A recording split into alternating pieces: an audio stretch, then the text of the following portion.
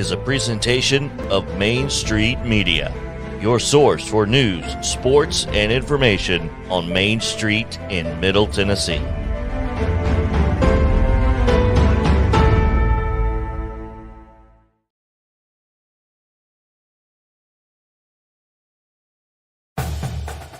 Main Street Media, live from SEC Media Days in Atlanta, is presented by Shelter Insurance of Dixon and Jim Pratt and Heather Clifton. Shelter Insurance. We're your shield. We're your shelter. And in part by Bone and Joint Institute of Tennessee, Steve Jones Chrysler Dodge Jeep Ram Fiat, Jeff Eby for State Representative, Red Bird Realty, Porter Brothers HVAC LLC, Area 51 Tech Solutions, Micah Blunt State Farm Agency, Middle Tennessee Bone and Joint, Denton's The TV Store, Fast Stop Markets of Middle Tennessee, C&K Forklift Service and Repair, First Lending Solutions and Pam Witt, and by the Roxy 8 Theater of Dixon.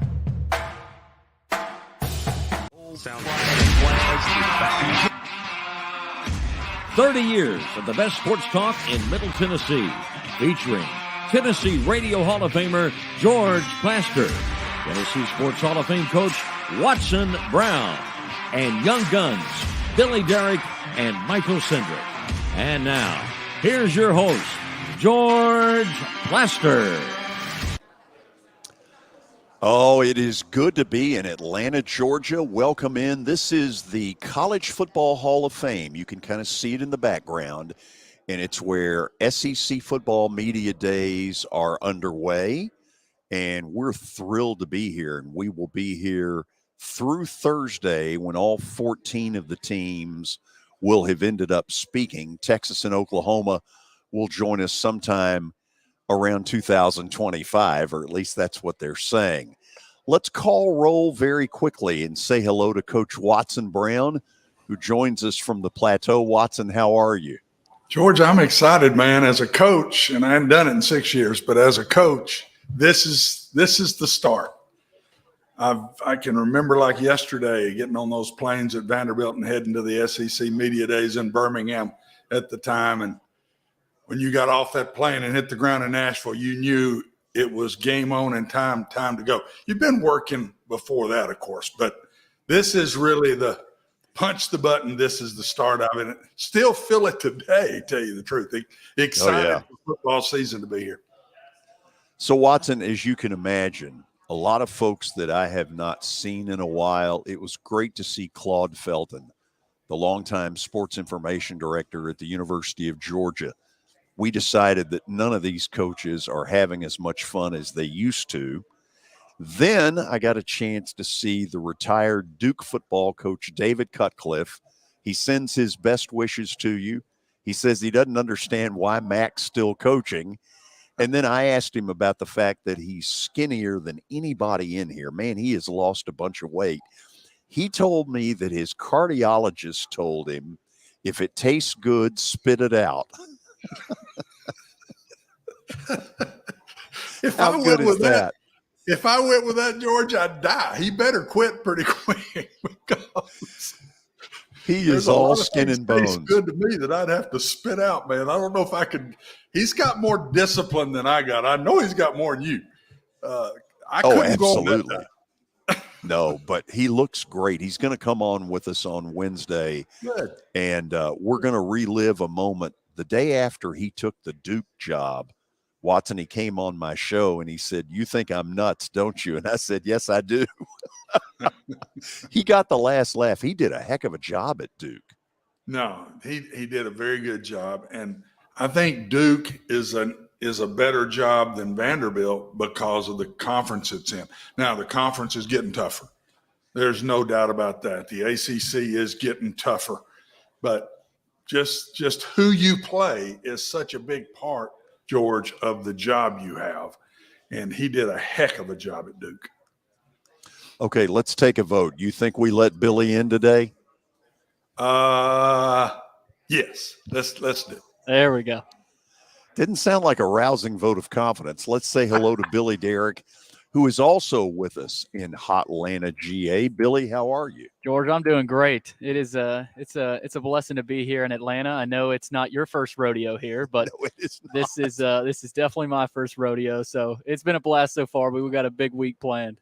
So you have update material prepared and ready to go? Yes, I do, George. Are you guys ready for the update?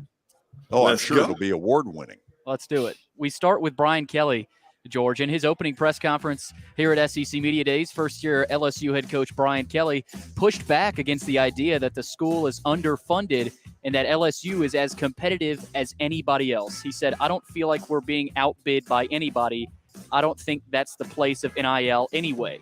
So if we were being outbid, then we're going to be outbid if we have $50 million in our collective. So Brian Kelly, pretty confident in those boosters down there in Baton Rouge. So, Watson, who has put it out there that LSU is underfunded? My God, has anybody looked at that stadium? It's the support you have. It's the big money guys. They're not outbid. I mean, if they were, he's not going to say it right there in front of everybody. No. I can tell you that, but they're not. LSU is going to be fine. Just watch out. That's one that everybody's saying, does he fit? Blah, blah, blah. I'm telling you, I don't know if it's just this year, but it won't be long. He'll be right there with the big boys.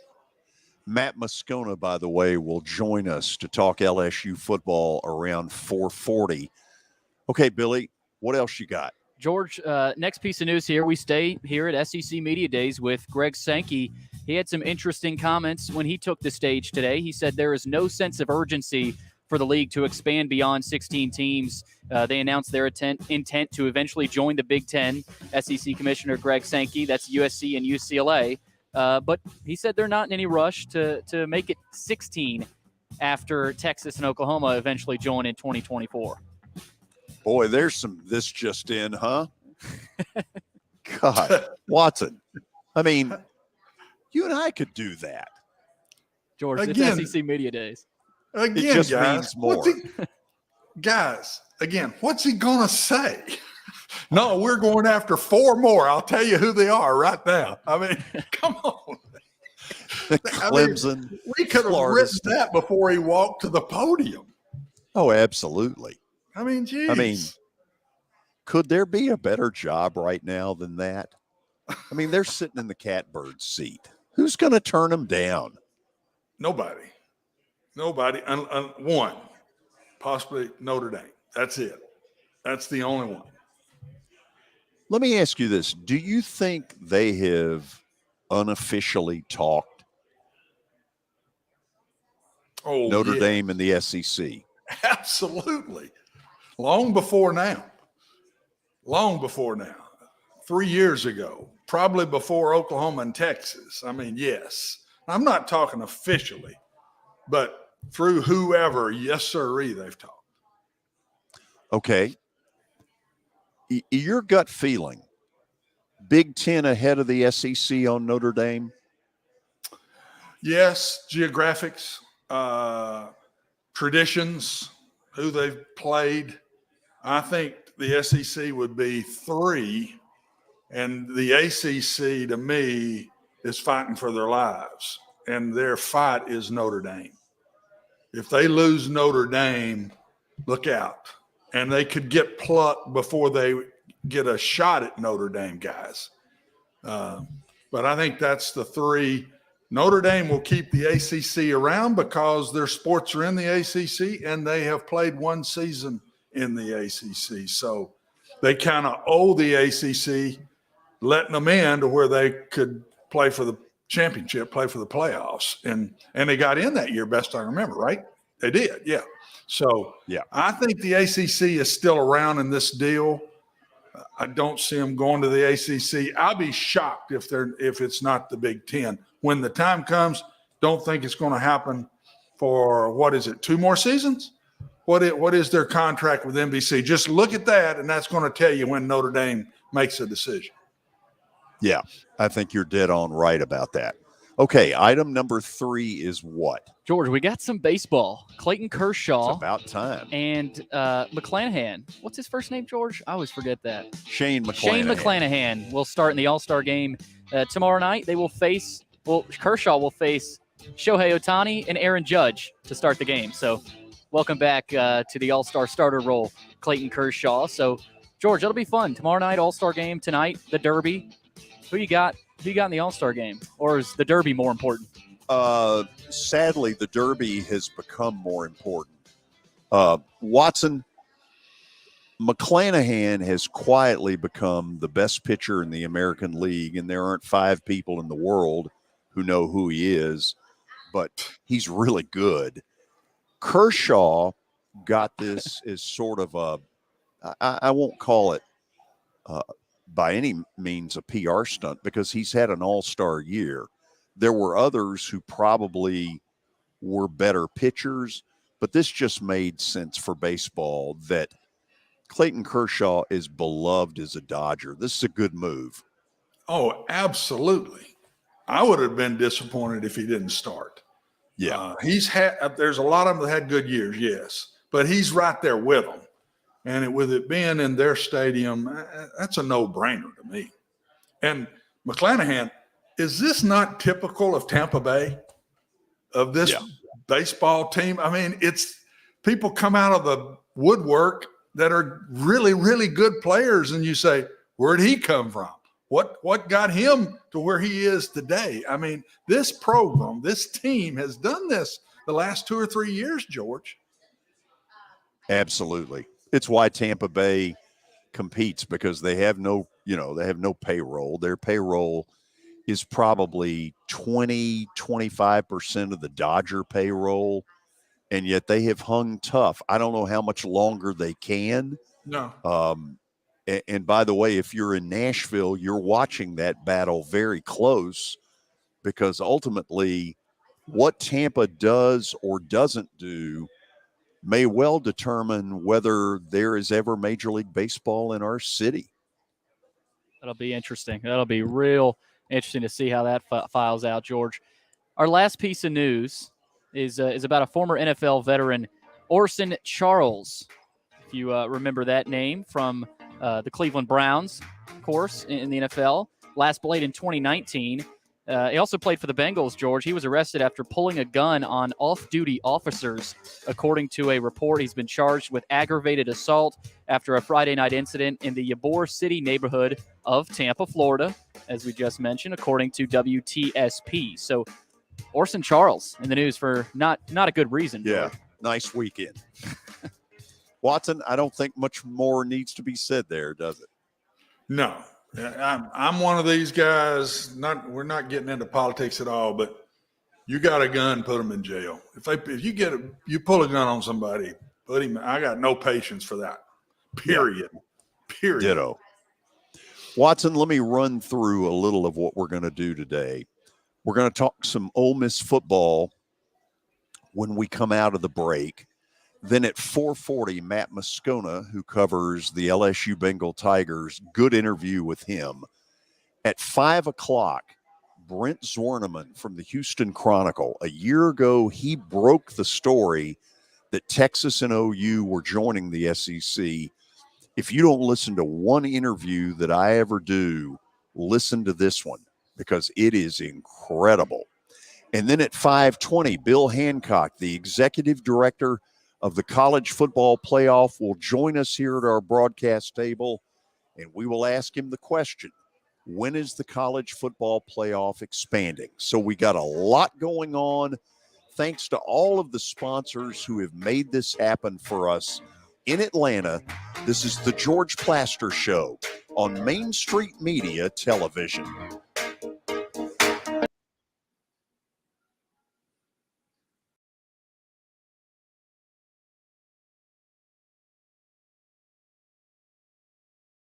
Buying or selling a home can be a very personal experience. Why not go with the team that receives nearly all of their business from referrals? Clearly a trusted name in real estate. The Justin Tucker team with Platinum Realty Partners has sold more than 500 homes in the last 7 years. Voted best in Sumner County multiple times. Proven to be trusted with your most personal assets. Call the Justin Tucker team with Platinum Realty Partners at 615-906-8458. The Justin Tucker team with Platinum Realty Partners, Middle Tennessee's most trusted team in realty.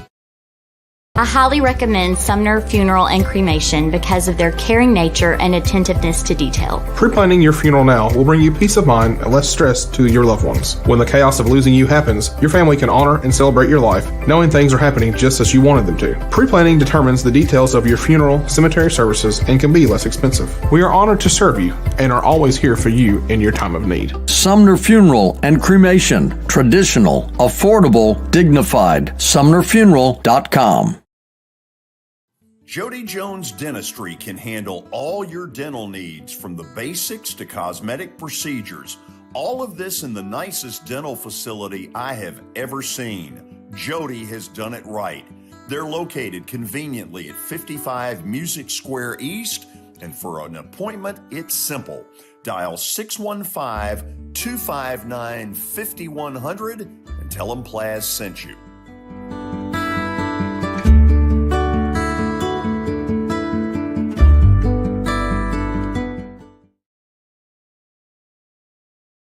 When you're thinking about golf, consider Riverside Golf Links. Under new ownership, the course has improved dramatically. It's now 27 holes, complemented by a 9-hole executive course. Book a tee time now at 615-847-5074 and get ready to enjoy the beauty of golf in the Old Hickory area at Riverside Golf Links.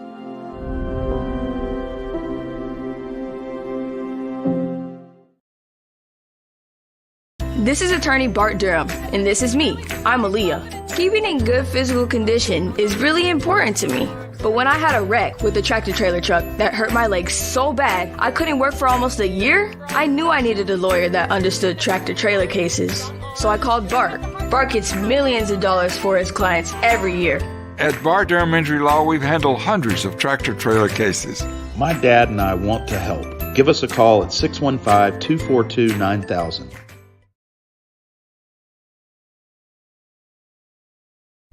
Hey everyone, I'm John English. This is Keith Wallace, and we would like to welcome you to John English Antique Sports and Cards in Shelbyville, Tennessee.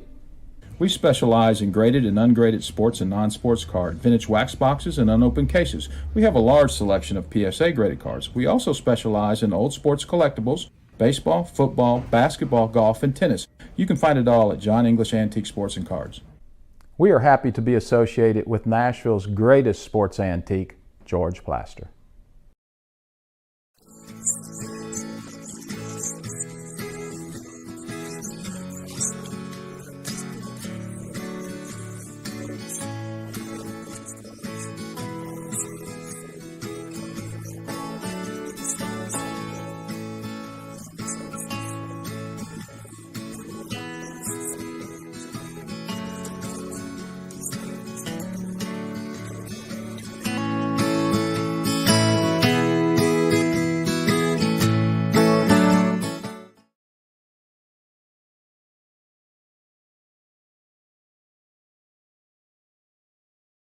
Have you heard about the high levels of radon in Middle Tennessee? Radon gas is the second leading cause of lung cancer, second only to smoking, and has no color, no taste, and no smell. The only way to know if you have radon is to test for it. Duret Radon Mitigation offers testing for small and large-scale residential and commercial properties, plus mitigation services. Visit DuretRadonMitigation.com to request testing or get a free estimate for mitigation. That's DuretRadonMitigation.com.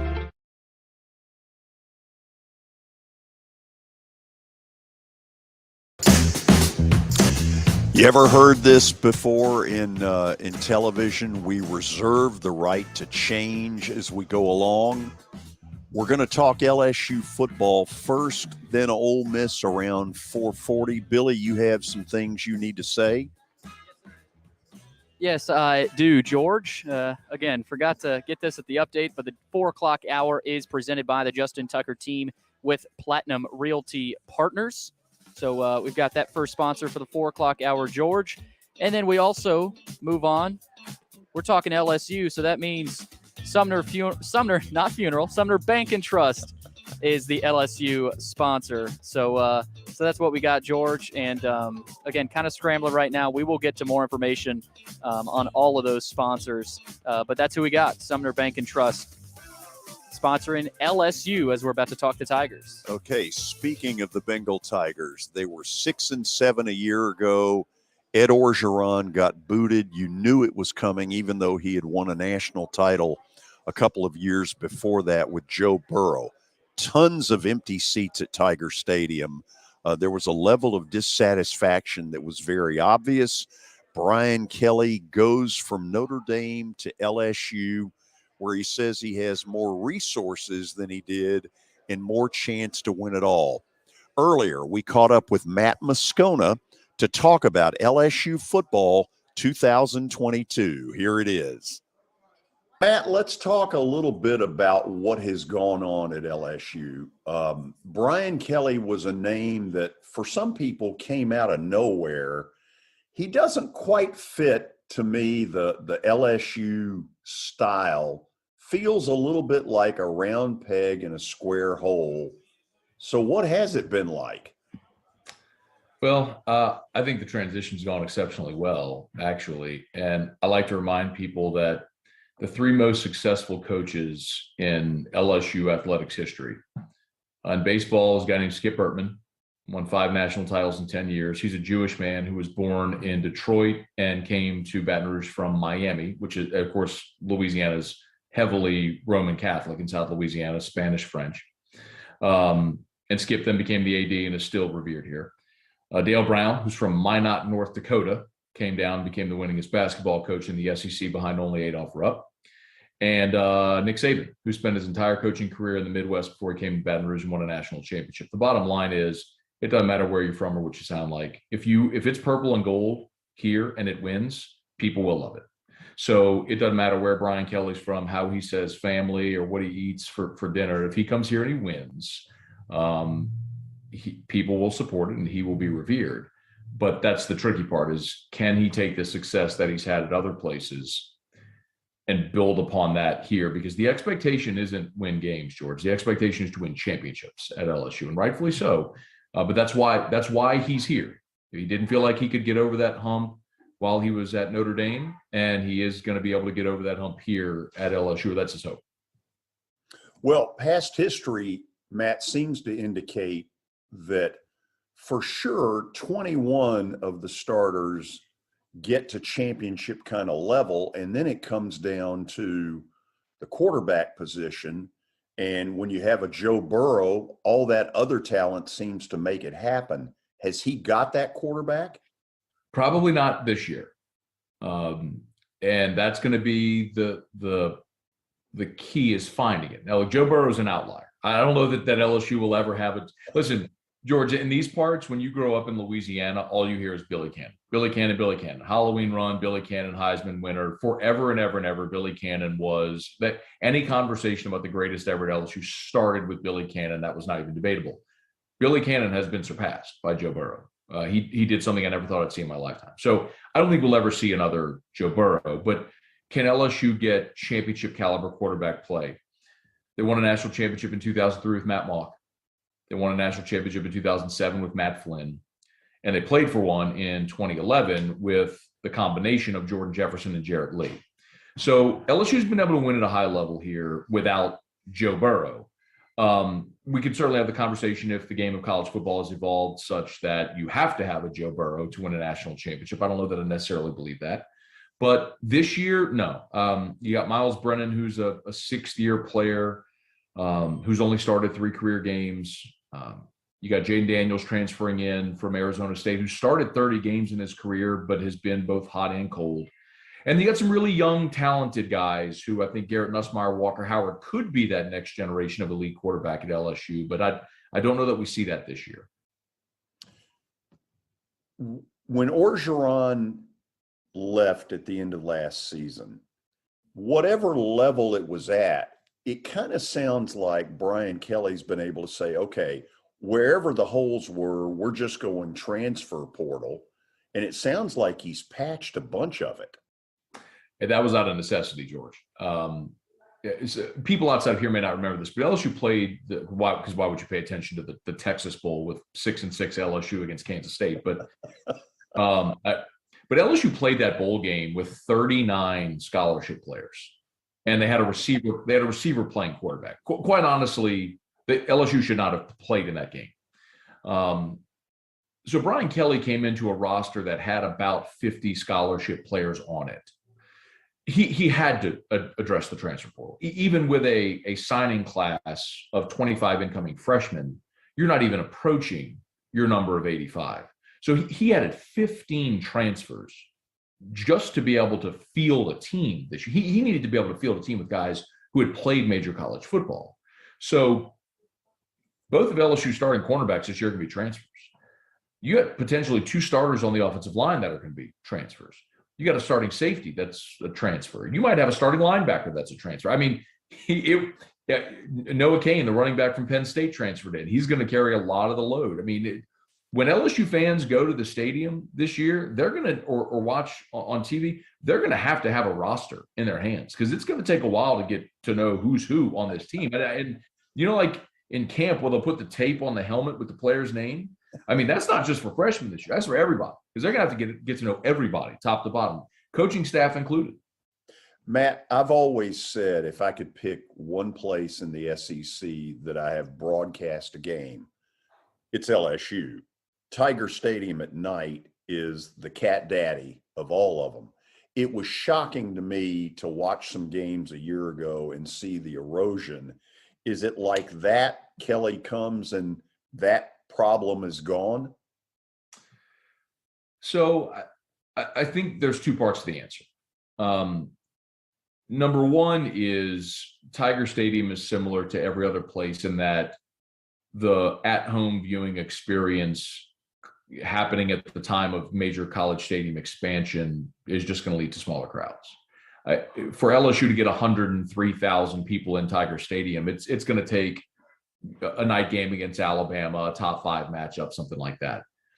But specifically, what you were saying, where you look up and you see 60,000 people in the stadium and it's rather lifeless, I think you're immediately going to have a jolt. And Tiger Stadium is still as good a big game atmosphere as you will find in any sport anywhere. When the stars align and it's a night game and there's a big opponent coming in and people are rowdy and ready and the Tigers are playing for something, Tiger Stadium is special. I mean, it's exactly what you just described, and that is legitimate. The Brian Kelly factor will add immediate juice, but they got to win, George. They got to win. I mean, if they lose the opener to Florida State and they drop their first SEC game to Mississippi State, there's going to be this exhale and a here we go again. And it'll take time. People will actually be really upset. But whenever you might see that crowd build again, it might take. It's going to take winning. It's going to take winning to get people back engaged. Wouldn't hurt if the first Sunday night of the year at the Superdome, Florida State turns out to be a win. Do you think it will? I do. You know what's amazing? I know you'll remember, but throughout the 90s, Florida State set a record for the most consecutive seasons finishing in the top 5 of the AP poll. I mean, they were as awesome as any program was in the 90s watching them. I mean, the Flamin' Spear in midfield, Chief Osceola, the Tomahawk chant. I mean, Charlie Ward and Warwick Dunn, and all the way through Chris Winke's highs. But I thought they were so good. You realize Florida State has not had a winning regular season since 2016. It's the last time they had a winning record in the regular season. Hard to believe. It is. It's been a half decade. They were 9-3 that year and went to the Orange Bowl under Jimbo. I like Mike Norvell. I just think he still has a major rebuild on his hands. From 3 wins 2 years ago to 5 wins last year. I don't know that they get over the hump against LSU this year. And keep in mind also that Brian Kelly's Notre Dame team last year opened up against Florida State. So he's going to have familiarity game planning against that. And the same can be said likewise for Florida State game planning against Brian Kelly. But the personnel, I think, is the difference. Brian Kelly's going to know Florida State's personnel, played against them a year ago, and And the game's in New Orleans, which is a de facto home game. So I do think LSU will have a decided advantage in that game. I do think – I don't think they run away with it, but I do think LSU does win that opener against Florida State. I'm laughing. It's more than a de facto home game. It'll be an absolute overflow. Let me ask you this last thing I want to kind of run by you. It's obvious LSU has had this great recruiting base in the state, down into the Texas, Houston area specifically. How much has Kelly expanded that with his background? Yeah, it's a really good question because that's a big hot button here right now. LSU's been on this pretty hot recruiting run here in the last 2 weeks, but they've only got 3 commitments of their 15 from inside the state. And some of the biggest prospects in the state of Louisiana this year are already committed out of state. And listen, in fairness, you got to give Brian Kelly and his staff time to develop relationships here and for the recruits to get to know him and how they're going to play, and all that's true. So time will tell. But what they've been able to do in that interim, right, as they start to build those relationships in the state of Louisiana, is tap into what you just talked about, is cast a wide net nationally, because that's what Brian Kelly had to do at Notre Dame. Jamar Cain, the defensive line coach, came in from Oklahoma. Well, he was recruiting nationally at the defensive line position. A lot of guys that he had offered at Oklahoma had LSU offers. So he said, look, I was recruiting you at Oklahoma. Come play for me at LSU. And he's had tremendous success there. The second highest rated commit in the class right now is a guy named Jackson Howard. They've gotten guys out of Indiana, out of Michigan, out of the East Coast, the Maryland area. So yes, they have taken advantage of those relationships, because I think it is the advantage that they have right now out of necessity until they build some deeper relationships in Louisiana. That's a little bit of LSU football with Matt Moscona, and we appreciate him taking the time. Watson, I'm going to pull up LSU's schedule here in just a second. The good news is that they have 2 cupcakes in the first 4, but notice from October the 1st until November the 12th, what is there? That becomes a murderer's row. Well, that's SEC. I mean, you can put up every team in the SEC schedule, and there's going to be one of these. And he's going to learn real quick, like, it's not playing one of them. It's playing 4 and 5 of them in a row. I think they'll be better than they were a year ago. I would be surprised if they jump up into the upper echelon, George. I don't know how much time we got, so cut me off. Go ahead. But it's such a major advantage. I've looked at this all summer. It's such a major advantage to coach in today's world. A lot of people are saying it's a disadvantage. It's an advantage when you're down in numbers and you've got to recruit 25 a year and you couldn't get transfers. I mean, an older kid was a junior college guy. A transfer kid in my day had to sit out a year.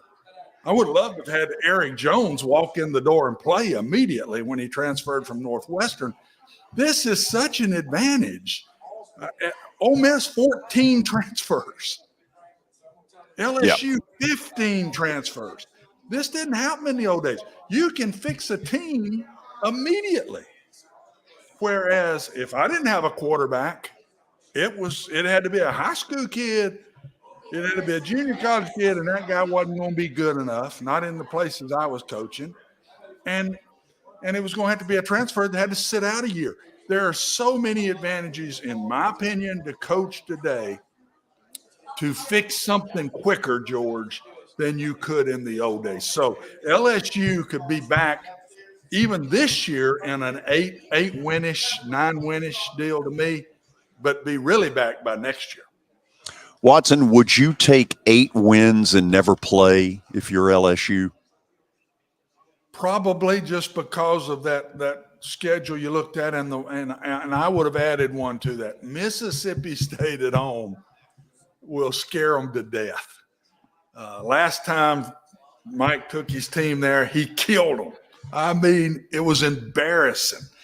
Mississippi State is a hard win because of that offense, a very hard win. And I would even throw that one into the mix. Okay, we'll go to the break on that. We've got LSU in kind of a weird deal.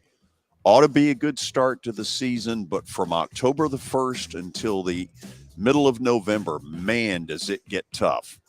When we come back, we'll talk about one of the teams that hit it big a year ago, the hotty-toddy Ole Miss Rebels. This is the George Plaster Show on Main Street Media Television.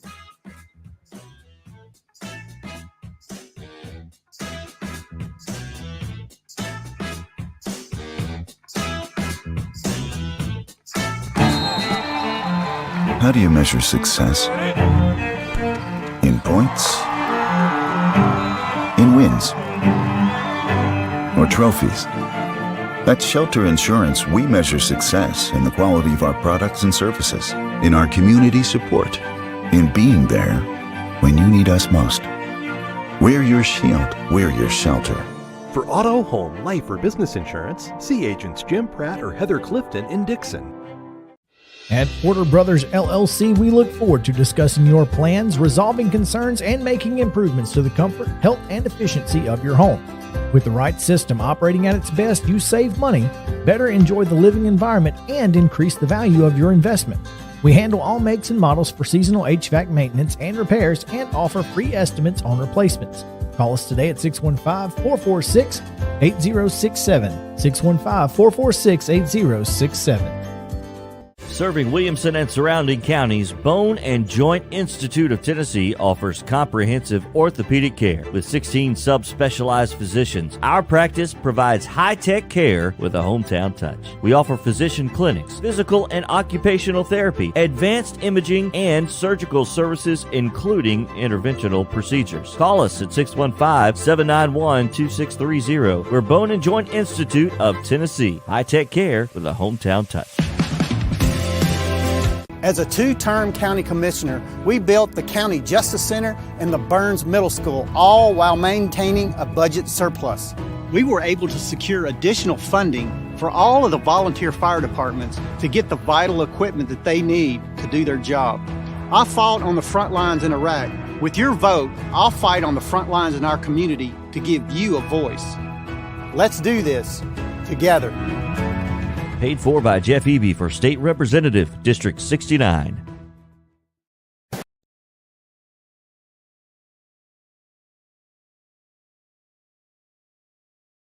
Area 51 Tech Solutions is focused on expert service with quality parts at an affordable price.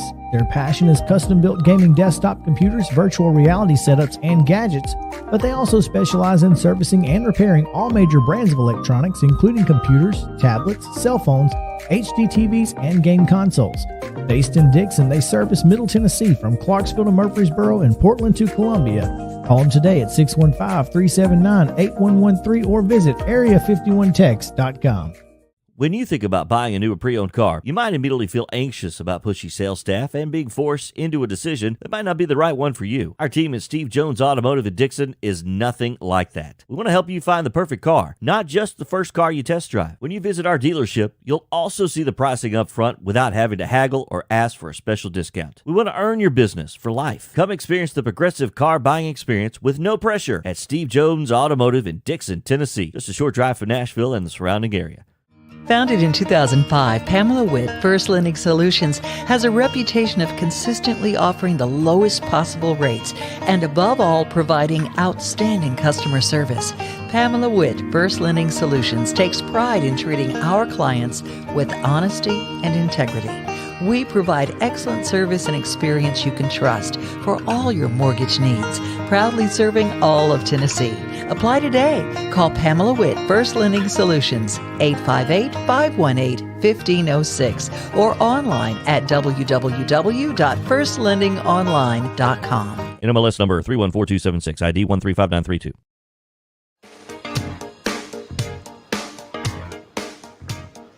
We are back as our coverage of SEC Football Media Days continues. I want to thank all of the sponsors who have gotten involved with us because there have been a bunch of them, and you're going to hear about them over the next 4 days.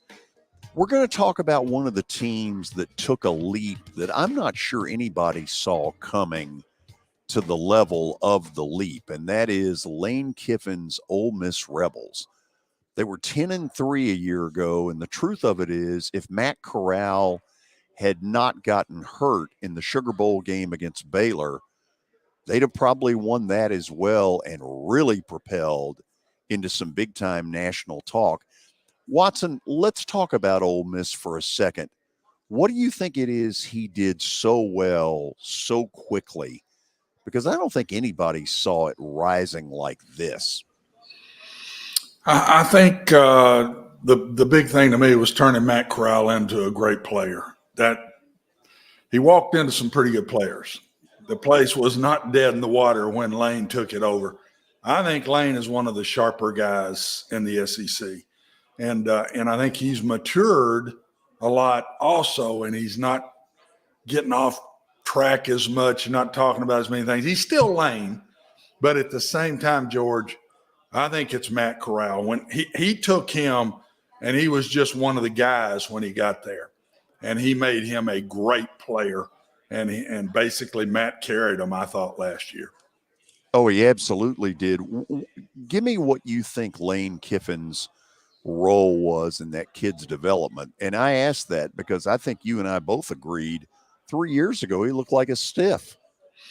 I think he grew and he matured while he was there, but I think it was Lane. I don't know who coached him, on the field, but Lane was the mentor, 100%. I promise you he was. And taking him to the level he did, then he grew as the leader, and then everybody responded to him. They waited on him. His toughness, his attitude, that would go straight through the whole team. I mean, he'd line up and run over a linebacker. He had 100 yards rushing in one game. I mean, different style of quarterback, and yet was the leader of that team and was the playmaker on top of it. So I think that was the big piece. Watson, he's got, it appears to me, 2 cupcakes early in Troy and Central Arkansas. Then they go to Georgia Tech for a game that on paper they would be the favorite. They'll certainly be favored over Tulsa. So he's gone, it seems, the right route that you always talk about, which is make your non-conference 3 of them pretty automatic, and then a 4th that you're 50-50 on. Would you buy that? Yeah. And if you look at most of the SEC schedules, that's the way it is. Some of them all 4, but for sure 3 that should be wins, and then a 4th one that might be home and home. Georgia Tech is not up to Ole Miss's standards and talent, in my opinion, but it is an away game. It is an away game, and that would be the only one that anybody is going to have a shot at them. But George, I don't know why everybody in the SEC wouldn't do that. When the next 8 you play, including Vanderbilt, Missouri, they can beat you, and everybody else, dadgum sure can beat you, and probably some of them going to be favored over you. So I don't blame any of these SEC schools doing that. What do you think they were able to do when he got there? They were god awful on defense, and they got just good enough to allow that potent offense to simply win for them. What do you think they did on defense? I think they simplified. Looked to me like they looked like they reacted better. They ran to the ball better. They tackled better. There wasn't the big gashes that sometimes when you're doing complicated things or wild blitzes that all of a sudden there's a gash that goes for 80. I didn't see that as much last year. But his style of offense, George, leads. They're never going to be anywhere close to the top in defense in the conference with his style. They go so fast. It's a total different deal. They don't run a play to set up another play. They just call plays to beat you to the spot. And all of this RPOs, if you get too many in the box, they're going to throw it outside. If the box is loose, they're going to run it. All those decisions are made within 5 seconds. And that style of offense is going to make the games longer, and your defense is going to have to play more plays. Watson, if you're a defensive coordinator, Do you ever walk into Lane Kiffin near the end of the year and say, look, you got to cool it a little bit, because while you're having fun on your end, defensively, we are dying? Absolutely not. You came there under the purpose of what you were going to, how you were going to play defense, and you knew the style of offense that Lane runs, or any of these fast-paced people. You go in and do that, that's insubordination. This is the style they play. You take that defense and you do the best job you can. I don't care if you're ranked 7th or 10th or 12th or whatever it is. You make them the best they can be, and you help win games. The whole idea is to win games. It's not to be the number one defense. It's not to be the number one offense. It's to win games. And there's no way you go in as a defensive coordinator to Lane and say that. Okay, Matt Corral's gone. So do you have a right to expect offensively for this to be anything close to what it was? They will be good on offense. Lane's just never bad on offense. They will be good on offense. They're going to be up in point totals and especially yardage because of their style.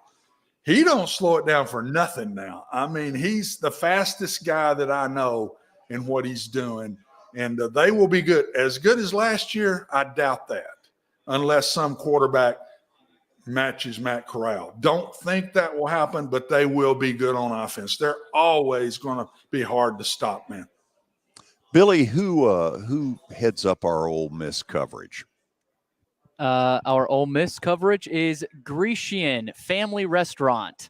And George, that's pretty much all I got right now. But like I said, throw you a little curveball. That was a curveball, George. That was a curveball. Grecian Restaurant and Bakery in Spring Hill is proud to bring the best food and service possible from breakfast to dinner. Whether you dine in, take it to go, or need it delivered, Frank and Sasha know the importance of family dining and community, and they routinely host fundraisers for schools and individuals. They invite you to join them for trivia on Tuesday and Kids Eat Free Wednesday. Grecian Family Restaurant and Bakery, located on Wall Street in Spring Hill. Order online at GrecianPizzeria.com.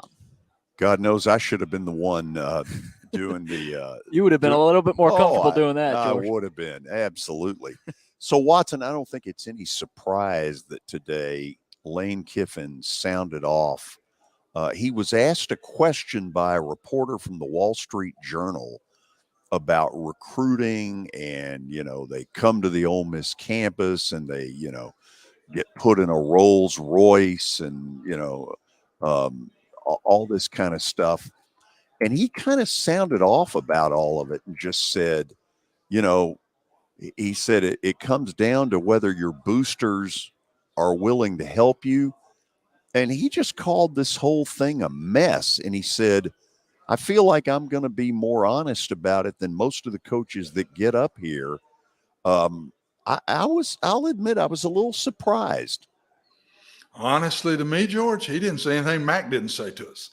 Mac is a little bit not to the point as much as Lane, but both of them said the same things. And we've said it, George, for the last year. It's the Wild Wild West. And I thought one of the interesting things I read today was the athletic director at Ole Miss makes the statement, we're backing off of our stadium expansion because the NIL is taking a lot of our money from our alums. I thought that was a real interesting statement. They've got to get this under control, George. It's another great reason that these top Power Fives, it's better jobs as a coach right now than it's ever been, because they've got deep staffs of recruiting where you can get into this transfer portal. I went into Vanderbilt. There must be 15 people sitting there just working on recruiting. I had a recruiting coordinator and 9 coaches. It's a different world. And so I think it's such an advantage now to be at the really good schools of the Power Fives. These people want to come to their school. You've got the money through your boosters to help bring them to the school. I thought it was real interesting when Lane said, well, do you want these? He said, these boosters know the right ones to go to. And he said, well, heck, do you want them just to be making their own decisions who they give the money to? They're going to be telling me who to start then. So this is a process. He knows it. All these coaches know it. It's got to get under control, because if it don't, it's just going to get wilder, in my opinion. Or to repeat something David Cutcliffe said to me, why is Max still coaching? Maybe because he's got one of the better jobs in the ACC. You got that right. He's getting those transfers, and he's getting NIL money, and maybe that's why he's hanging around. Watson, guess what comes up next? What's that, babe? Stat of the day. Stat of the day. Oh, boy. Yeah. We're kind of over here lately. So. A week ago, I couldn't even get to 1 out of 5. I was 0.833 out of 5. You and I need to team up. That's the only way we can do it. We got to do better. 2 idiots make 1 smart guy. So maybe we can do it together. From SEC Media Days in Atlanta, Stat of the Day is coming up next. This is the George Plaster Show. How do you measure success? In points? In wins? Or trophies? At Shelter Insurance, we measure success in the quality of our products and services, in our community support, in being there when you need us most. We're your shield. We're your shelter. For auto, home, life, or business insurance, see agents Jim Pratt or Heather Clifton in Dixon. Mid-Tennessee Bone and Joint treats your orthopedic injuries and existing conditions. Our trained physicians will get you back in the game faster. Contact us at 931-381-2663 or www.mtbj.net.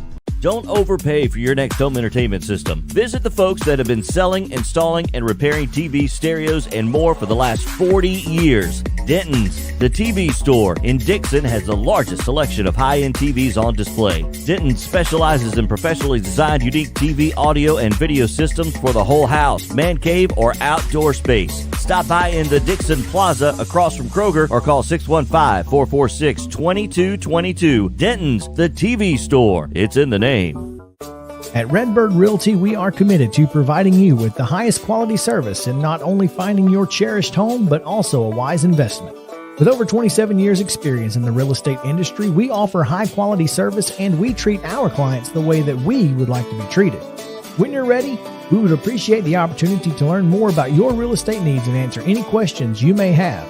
Call us at 615-476-2879. 615-476-2879. With 14 locations across Tennessee, family-owned Fast Stop Markets knows you need simple. The one-stop shop for fuel, food, and more now offers Fast Stop Perks, an easy-to-sign-up rewards program that turns your purchases into points that you can spend like cash.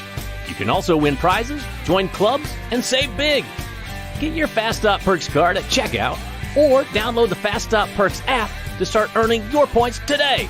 Fast Stop Markets, keeping you moving. C&K Forklift Repair understands that a non-working forklift puts a hold on your team's ability to do its job. Our certified technicians work quickly and efficiently 24 hours a day to repair and provide maintenance on your forklift using only high-quality replacement parts. With over 15 years' experience, C&K Forklift Repair also provides training and instruction for forklift operators covering all of Middle Tennessee, Southern Kentucky, and Northern Alabama. Give us a call, 615-651-2735. State Farm Agency Micah Blunt is proud to bring you live coverage from SEC Media Days. Micah was born and raised in Tennessee and takes pride in providing the highest degree of protection for all customers. State Farm offers auto, home, and life insurance at the price you can afford. Located in Dixon, Tennessee, like a good neighbor, State Farm is there. Give Micah and his team a call today to help with all of your insurance needs. Serving all of Tennessee, call 615-229-2999. That's 615-229-2999.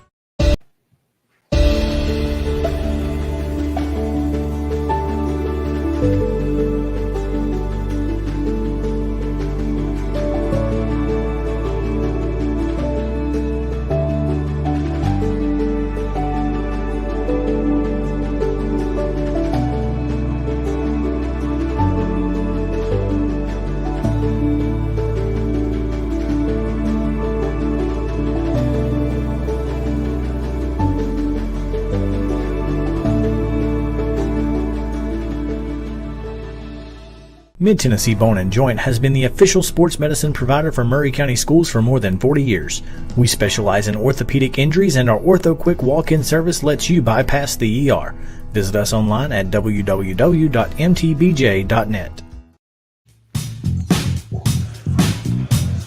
Okay, we are back.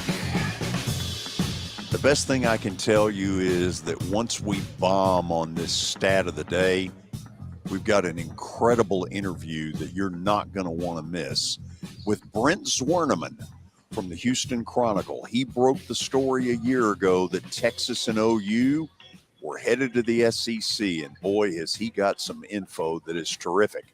So, Watson, I've stalled around. Are you ready to hit the dumper here? I'm ready to bite the dust again. Let's roll. Okay, let's see what we've got. All right. Yeah, go ahead, Billy. George, were you about to read the stat of the day?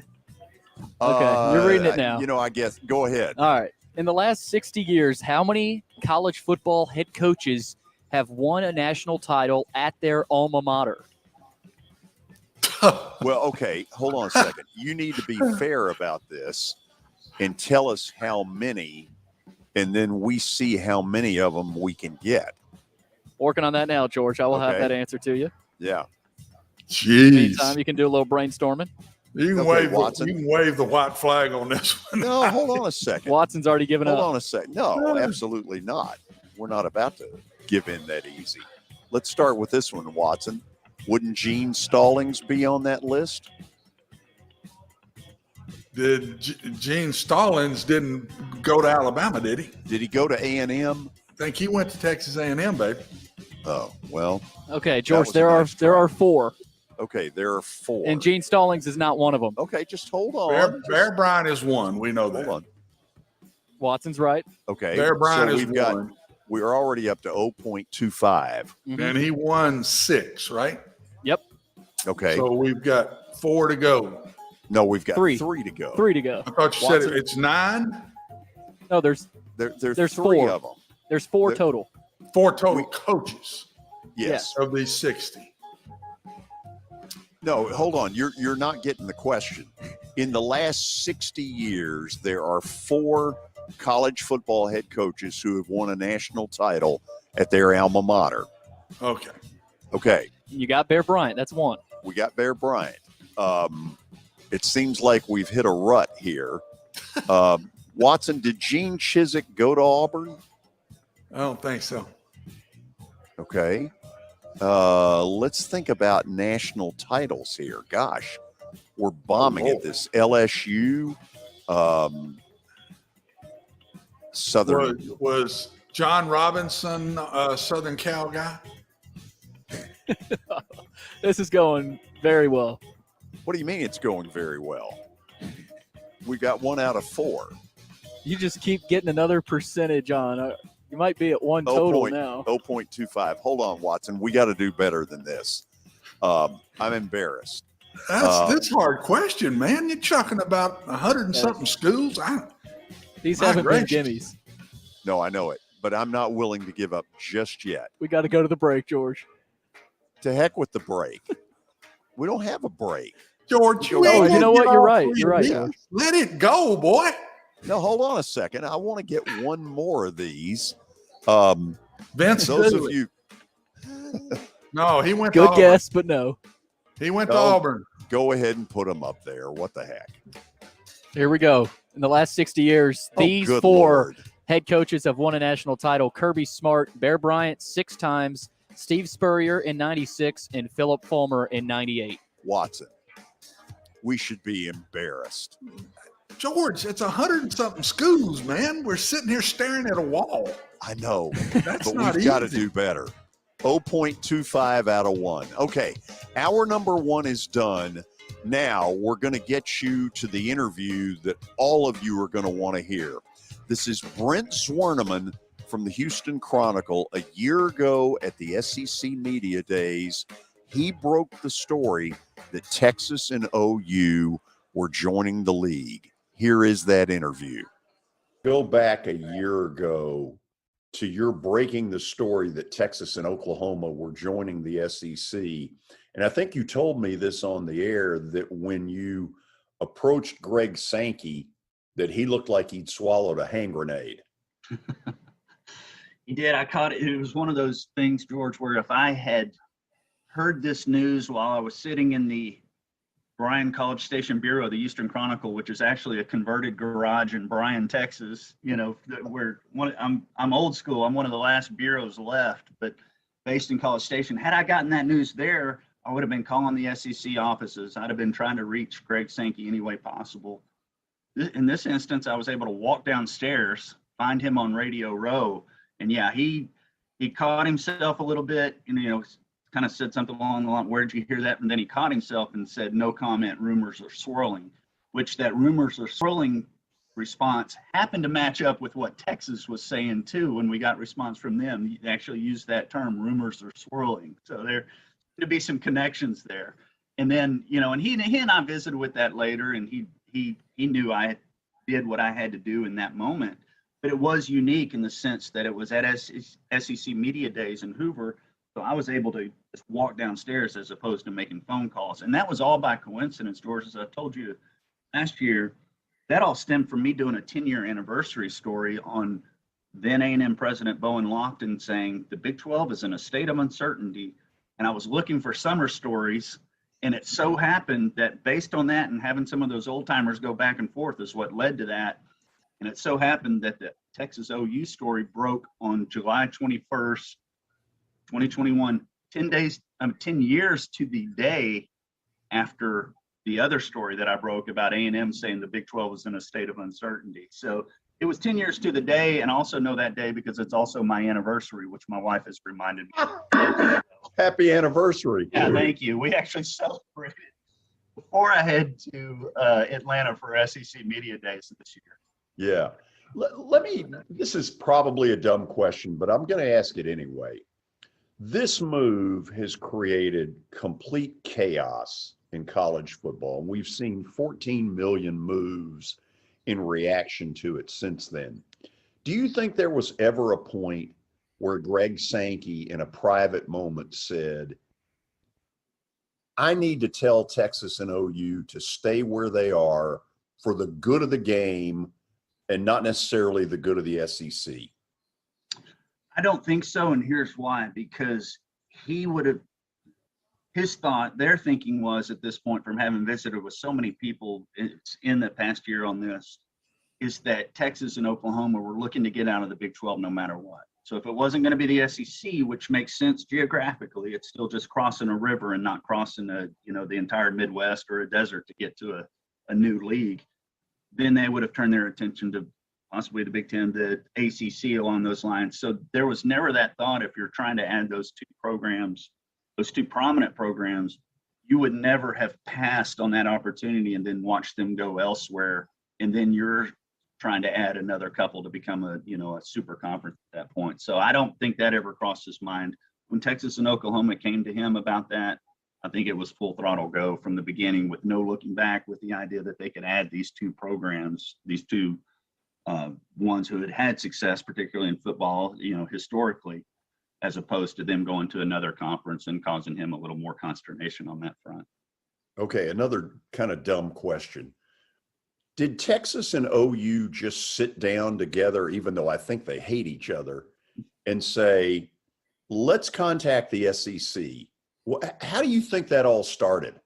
I think it was contact among their very, very top officials and saying, hey, this Big 12 thing is not working out for the long term, and look where this game is headed. Look where this college athletics is headed. And so even despite their many differences, got together and said, SEC is our first choice. Let's go see what, and from everything I understand, it was their first choice, because again, it does. I'm still one of those old school guys like you, George. To me, things make sense geographically in terms of travel when you're talking about some of the other sports, women's basketball or whatever on down the line, that they're not that far away. And so why would you go to the ACC when you could go to the SEC? So I do think that the very top of the chain at Texas and Oklahoma, they got together and they said, okay, let's go to Greg Sankey and see where this goes from here.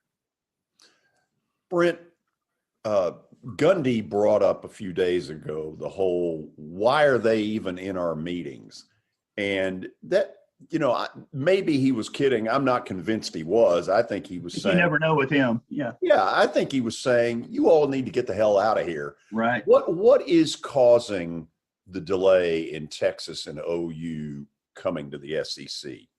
Georgia was so interesting because I covered A&M a decade ago, which is now more than a decade ago because they had just celebrated their 10-year anniversary of joining the SEC. When all that first came out, same type situation with A&M and then adding Missouri to it, the idea that it was going to be maybe 3 years, but 2 years before A&M left the Big 12 for the SEC. Well, things were so ugly and awkward for the Aggies in particular. That was my discipline. That's who I was covering. So I saw it up front, that things started accelerating. So within a year of all that coming out of that breaking news, they're joining the SEC. It was a much less complicated situation. Texas and Oklahoma would love to be joining, but would love to be probably in the SEC this year. If it had been a similar situation, they would have already been in and would be playing an SEC football schedule this fall. It's not a similar situation. All the TV contracts, all the exit fees. The Big 12 was able to survive a decade ago because it still had Texas and Oklahoma. Now you're losing your two bell cows at that point, and then you're facing some big time issues. So it all proved to be a much more complicated situation than what Texas A&M went through a decade ago when the Big 12 was saying, okay, you want out, go ahead. And they're sitting there thinking to themselves, well, we still have Texas, we still have Oklahoma. This can still be a viable league, even though they had also lost Nebraska even before that. Much more complicated situation, especially from a way an A&M athletic administrator explained it to me. The TV contracts in particular are what makes it seem like they would not be able to exit prior to now 2025. Of course, July 2025 is the official date. Everyone seems to think it'll be maybe 2024. But the idea, he said, it seems like it would be almost next to impossible for it to be 2023. But you and I both know contracts can be torn up if the right money comes along, if the right donor, the right you got it, the right booster at Oklahoma comes along and says, okay, fine, I'll pay that exit fee or whatever it is. Because my understanding was as well, Texas could have done it sooner with its financial backing. Oklahoma wasn't quite in that position to make that move by, say, 2022 or 2023. Okay, I want to pick your A&M background up here. I've known Ross Bjork for a long time, going back to when he was the athletic director at Western Kentucky. Okay. I know I'm paraphrasing, but I think he said something to the effect, when your story got out, over my dead body is Texas coming into this league. Did he really not know anything? He had an inkling. He had, it was like a few of us, you hear things along the way. A&M's immediate response was, no. Texas A&M is going to be, Mike Slive said, Texas A&M is going to be the only school from the Lone Star State in the SEC. Well, it was obvious right away that was not going to hold up. So once the top brass at Texas A&M really got together, they within a few days, I can remember being at my brother-in-law's pool in Bryan, Texas, off to the side with my laptop while the kids are swimming, and hearing from A&M that they were going to change directions, that this was going to be, all right, bring it on. Let's renew the rivalry. And to me, from the very beginning, as a fifth-generation Texan, how can Texas and Texas A&M not play every year, in terms of the money? And I know that's still being discussed in terms of annual rivalries and so forth. But to me, it made sense from the beginning. And then A&M said, okay, we can't stem this tide in terms of saying, no, we don't want Texas in the league, because the future of college athletics and the way things are rolling, yeah, they need Texas and Oklahoma to make sure that the SEC stays the #1 conference in the nation. So, yeah, it was a sense of they didn't want to believe it was happening, but once they found out that it truly was happening and it was really going to happen, then they begrudgingly got on board, George, at that point. Easily said, huh? Yeah, I want to say the Regents vote was something like off the top of my head, like 8-1. There was one holdout going, no, no, no. But the rest of them said, okay, this is for the good of the SEC and not necessarily just for the good of A&M. Although in my mind, it's also for the good of A&M because the money that game brings in and the renewing of that rivalry and knowing that when Texas basketball comes to Reed Arena at Texas A&M, it's going to be a sellout and things like that. That's all good for these programs, and especially the way things are headed on the money front. I'm going to run a theory by you, and this may be where you say, this is the dumbest stuff he's put out here yet. But I hear this a lot in the Southeast, a lot of this. Well, Texas and Oklahoma, they've got a bunch of J.R. Ewing wannabes, and they've got this attitude, and they think they're coming in, and they're going to tell the conference how to run. And by golly, they're just another in a series of them, and Alabama's stronger and Georgia's stronger, and they're not going to tell this conference how to operate. Do you think there's going to be some of that kind of attitude early? I don't think so, because I've done this for a quarter century now and have seen how Texas has always been the big guy on the block, even if their results haven't been on the field the past decade. In terms of calling the shots, they called the shots in the Southwest Conference, which was one of the reasons it broke up. They called the shots in Big 12, which is why Nebraska, or at least thought they called the shots, tried to call the shots, which is why Nebraska and Tom Osborne, they got out of there. We're out of here. I don't think it's going to be that way in the SEC. I think they realize they're getting to be a part of something that's much bigger than what they are. And I've seen it firsthand over the past decade. And I think it's been a whole lot of fun, and it's been really advantageous and really a positive thing for Texas A&M to be in the SEC. I think Texas realizes that. I don't think it's going to be a situation where the Horns, and I can't really speak for the Sooners because I don't think that they were never in that same position in the Big 12 in terms of being like Texas and trying to say, hey, we're the Joneses, as Lost Dodds used to say. So I really don't think it's going to be that situation. I don't think it's going to be, look at the Longhorn Network. It's probably going to dissolve or be mixed in with the SEC network or whatever their plans are for that. 10 years ago, A&M used the Longhorn Network as their excuse to get out. So it is interesting now that that's probably going to be dissolved as all part of this. And I do think Texas on that front, and plus Texas that name doesn't mean what it meant a decade ago too, after Mack Brown had won national title and had him in the national title game and had him as one of the nation's better programs. They have a lot to prove again, on that front. If we're talking about the bread and butter, the money, the breadwinner football.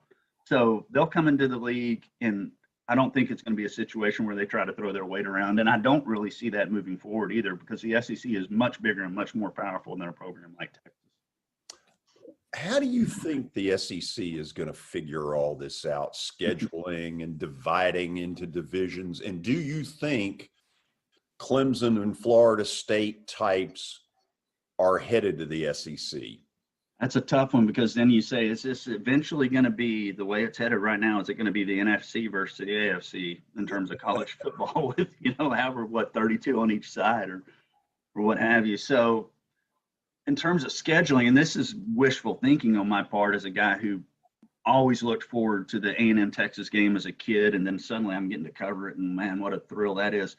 I really, really hope they go with that 9-game schedule where you have 3 rivals, because Texas and Oklahoma have already said that they would be the annual meeting between those two in the SEC if it's just if it's the 8-game big schedule and you play the one permanent rival.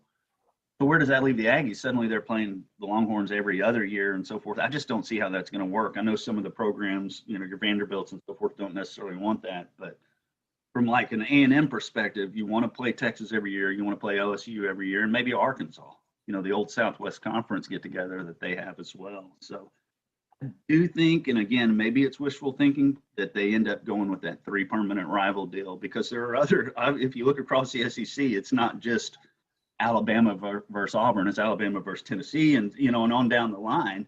You got to play those annually. Now, in terms of whether Clemson, Florida State, yeah, you can see where a guy like Greg Sankey is looking around going, okay, I guess we got to add more because the Big Ten is doing the same thing, over there. And so, yeah, man, that's a tough one in terms of whether it is going to end up being just like 2 major super conferences. It certainly looks like that might be the direction it's headed. Last thing for you. When these schools all get together at these meetings in May and throughout the year, does anybody in the room say, let's get rid of Vandy? They bring very little to the table. I hear you. On down the line, I don't think that's anything immediate, but as things continue to progress, I love those trips to Nashville and so forth, the ones I've been able to take part in when A&M's played Vanderbilt and so forth. But yeah, you do wonder, but then you look at it again and go, hey, they've won some baseball titles and so forth. They've contributed on that front. Football is always going to be one of those tough deals, just like Rice was in the Southwest Conference. You just didn't expect them to compete for titles in the later years of it. So if you have that expectation, I haven't heard that specifically, but you do feel like maybe if there's a lot of shuffling going on down the line as they are trying to position themselves and be, crazy as it may sound, 32 teams and everything, that maybe they would not be part of that equation, but I haven't heard anything specifically on that front. And I'm always feel like I'm always glad to have programs like that as part of a conference as well, that are, big on academics as well and so forth. Okay, incredible interview with Brent Zwerneman, as we knew it would be. Watson, give me 30 seconds on it now. We're going to talk a lot about it later in the hour. Just the way of the times to me, George. It's the way of the times, and these schools are taking care of themselves, man, and that's what they got to do. Oklahoma and Texas knew they needed to go, and they stayed and helped the Big 12 as long as they could. They knew they had to go. The money was leaving them. They weren't getting the contracts from ESPN the same way. They had to go. They initiated it. Can't blame the SEC whatsoever. They turn it down. They'd be in the Big 10 today. Okay, Billy, we're going to say that the interview with Brent Zwerneman had so much Texas A&M that may be part of our Aggie coverage. It might just be, George, and it is a part of our Aggie coverage. All Access Coach Leasing is the sponsor. All Access Coach Leasing LLC provides professional entertainer tour transportation with over 20 years of experience in the entertainment industry and driving for some of the country's most successful tours. All Access has established itself as a premier provider of buses and transportation services. Call 615-230-7400 or visit allaccesscoach.com. Okay, well done. When we come back, and it may be a minute or two before he gets here, but the executive director of the college football playoff system, Bill Hancock, is going to join us. We got a lot of stuff to talk with him about. Is there going to be an expansion? Will it be 6?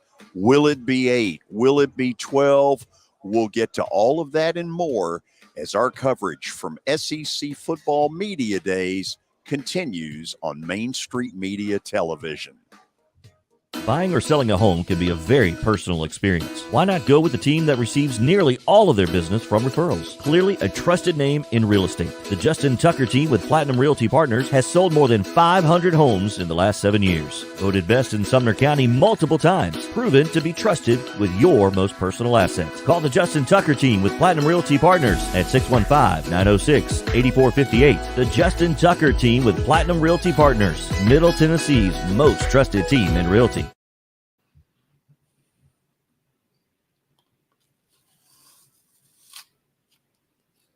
I highly recommend Sumner Funeral and Cremation because of their caring nature and attentiveness to detail. Pre-planning your funeral now will bring you peace of mind and less stress to your loved ones. When the chaos of losing you happens, your family can honor and celebrate your life, knowing things are happening just as you wanted them to. Pre-planning determines the details of your funeral, cemetery services, and can be less expensive. We are honored to serve you and are always here for you in your time of need. Sumner Funeral and Cremation. Traditional, affordable, dignified. SumnerFuneral.com. Jody Jones Dentistry can handle all your dental needs, from the basics to cosmetic procedures. All of this in the nicest dental facility I have ever seen. Jody has done it right. They're located conveniently at 55 Music Square East, and for an appointment, it's simple. Dial 615-259-5100 and tell them Plaz sent you.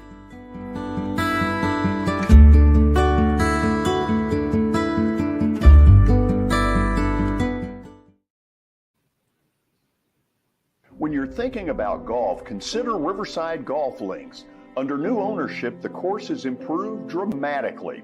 It's now 27 holes, complemented by a 9-hole executive course. Book a tee time now at 615-847-5074 and get ready to enjoy the beauty of golf in the Old Hickory area at Riverside Golf Links.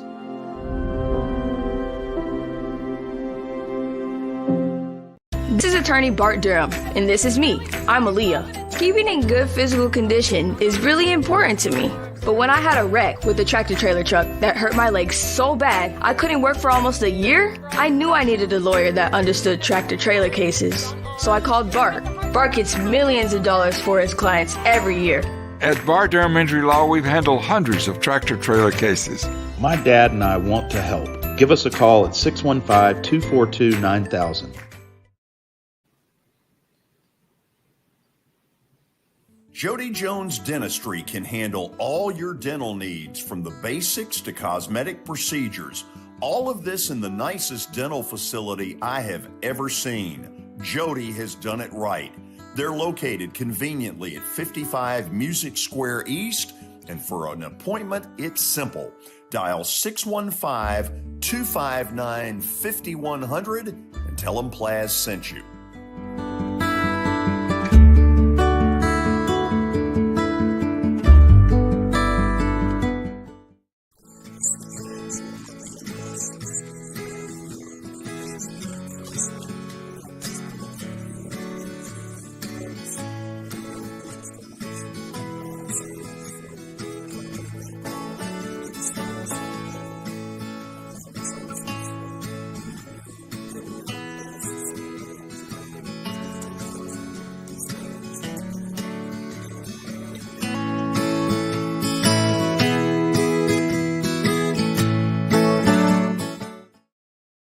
Have you heard about the high levels of radon in Middle Tennessee? Radon gas is the second leading cause of lung cancer, second only to smoking, and has no color, no taste, and no smell. The only way to know if you have radon is to test for it.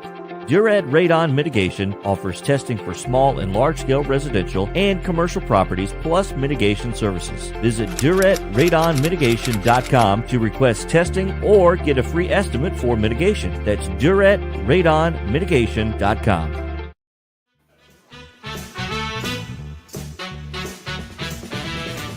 Oh, this is going to be fun.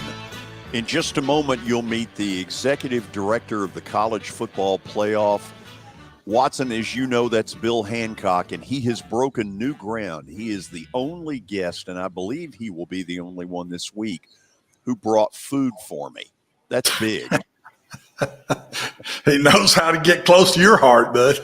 Hey, Watson. Absolutely. Watson, Hey, Bill. I promised him some bacon wrapped shrimp, but they had no bacon wrapped shrimp. So what he got was a spring roll and a little taco. Let me tell you something. Having had no lunch, it was really good. So how many of these have you done today? 7, not very many. Not too many. No. Okay. And George and I were talking before, Watson, you know how these kind of things go. It's like a little bit like a family reunion or a class reunion where you get to see old friends, and we got cut off by the pandemic and didn't see people for a while. And just, it's good to be back together. So I'm going to ask a dumb question here. You have all these schools now that have sports administration degrees and young people that want to get into this business. How in the world did you become the executive director of the playoff? A lot of people made mistakes. That's a great answer. I started off as an SID, a student SID in my college days because I needed a job. Had no idea what I wanted to do in my life. And this job, I heard about it, and you could be a student worker in the sports information office. And I signed up and they hired me, and I thought, this is great. I would pay them, but they turned out to pay me. Sure. So I came up through the SID world, and then I got to be director of the NCAA Final Four, men's Final Four, and then CFP people came calling, BCS people came calling back in 2005, and here I am talking to you guys. And You deal with a lot of controversy, is this number right? Is that number right? But is the job fun? Yeah, the job is fun. I came up in operations and putting on games and taking care of teams, and now we have people on our staff to do that, and I'm kind of the politics guy. But it's still fun. I have the best job in America. I mean, think about it. I live, eat, and breathe college football every day, 24/7. There's no better job than that, except maybe yours, George. Really? Keep going. I want to hear this. This will be good. No, I love what I do. I'm just lucky. So before that, you brought up the Final Four, and that tournament has been blessed with some incredible years. When you look back at the Valvano upset of Houston and Villanova beating Georgetown, and I'm just curious, in the years that you were involved in it, what is your greatest memory? As far as a game goes, it was probably Princeton UCLA when Princeton backdoored the defending champion, almost to the end. What I loved was working in different cities. We had 14 different cities every year, and they were all new. So I got to be as familiar with Albany as I am with Spokane, as I am with Albuquerque, New Orleans, and Tampa. So we don't have that in football. That's probably the thing I miss the most about not working with a tournament anymore. I know we're going to get to the football here, and a lot of this I'm going to let Watson do. But I was surprised a year ago when I heard, okay, we're going to go from 4 all the way up to 12. How did that number first come out? And is that what the delay is all about of expanding, is that 12 is too many too quick? Well, first of all, for the listeners, they need to remember that we do have 4 more years with the current contract. And this 4-team event's been terrific. But it was time to look and think about expanding. And I'm caught by that because others have said the same thing, as if it's too big of a jump between 4 to 12. And I didn't really understand that until I started hearing it from other people. But the problem with 8, well, and goodness gracious, we talked about 60 some alternatives when the working group was coming up with its recommendation, including 8. And a problem with 8 with some conference champions was you would only have a couple of at-large berths, whereas now we have 4.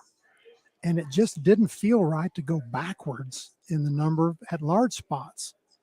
So that, as much as anything, that led us to the recommendation for 12, where you have 6 conference champions and then 6 at-large.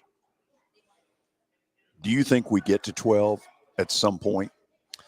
From hearing the commissioners talk about it, yes. Everybody feels like expansion needs to happen, at least in the commissioners' room when they're talking to each other. And I suspect that 12 will be the number. I heard Greg say today that he'd be okay with 8, Greg Sankey, as long as they were the best 8 with no spots for any conference champions. And I don't know whether that can carry the day or not. But I suspect eventually in the next contract we'll be at more than 4.